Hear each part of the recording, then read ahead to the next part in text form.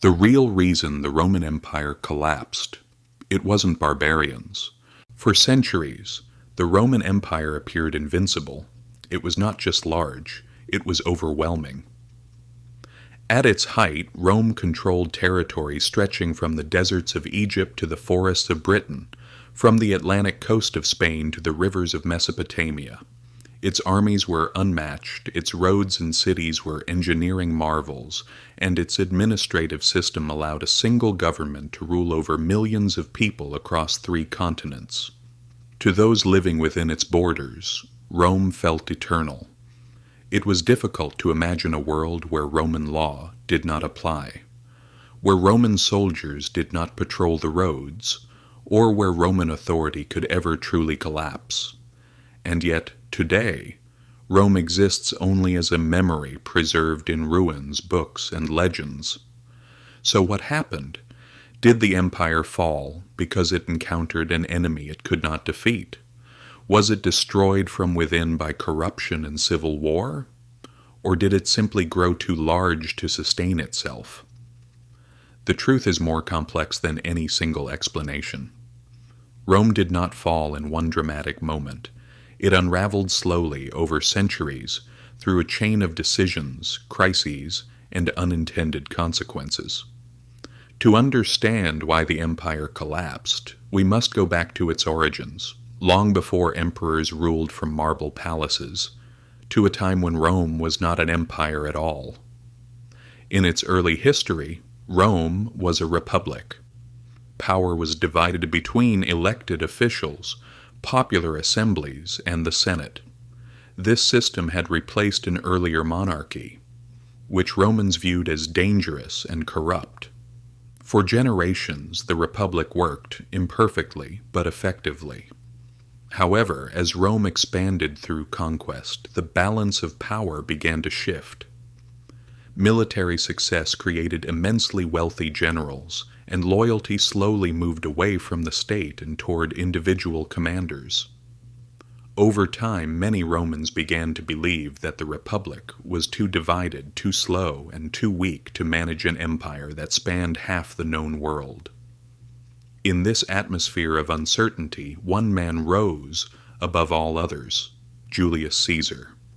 Caesar was a brilliant general, a skilled politician, and a master of public image. His victories brought him fame, wealth, and the loyalty of his soldiers. When the Senate named him dictator for life, it became clear that the Republic was in danger. Caesar showed little interest in surrendering his authority, and Rome's elite feared that the age of kings had returned. Their response was assassination. Caesar was murdered by senators who believed they were saving the Republic. Instead, they triggered one of the most destructive political crises in Roman history. Civil wars followed as rival factions fought for control of the state. Out of this chaos emerged Octavian, Caesar's adopted son. Through careful strategy, military success, and political restraint, Octavian eliminated his rivals and secured absolute power without openly declaring himself a king. The Senate granted him the title Augustus, and with that single act, the Roman Republic quietly ended. Rome had become an empire. For the next 2 centuries, the imperial system appeared successful. The provinces were governed, trade flourished, and long periods of peace gave the illusion of stability. This era became known as the Pax Romana, a time when Rome stood at the center of the world. But beneath the surface, serious problems were developing.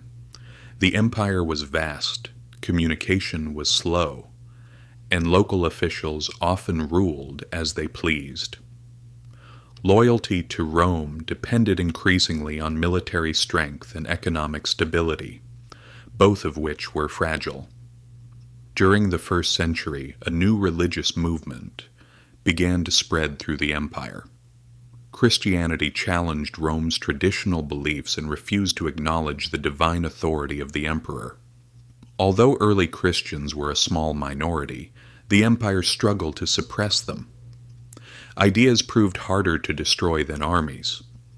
Rome's political stability suffered further when weak or unstable emperors took power. One of the most infamous was Commodus, who ruled not through competence, but through fear, ego, and spectacle. His obsession with gladiatorial combat and his erratic behavior undermined respect for imperial authority. When he was eventually assassinated, the empire entered a period of extreme instability. Emperors rose and fell in rapid succession, often murdered by their own guards. Armies began choosing emperors, and loyalty was bought rather than earned. As Rome weakened internally, its provinces began to break away. Separate states emerged in Gaul and the eastern Mediterranean, exposing how fragile imperial unity had become. Temporary recoveries followed.